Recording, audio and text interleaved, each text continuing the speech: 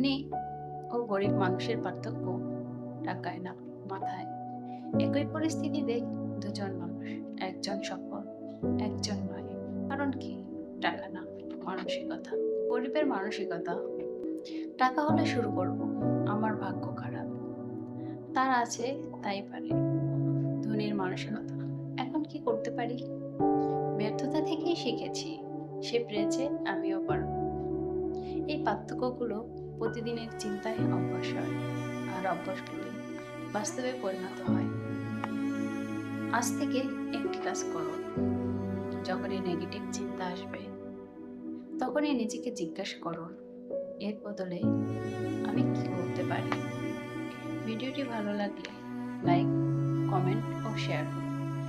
এমন সব psychological video পেতে মগজসূত্র সাবস্ক্রাইব ও ফলো করুন।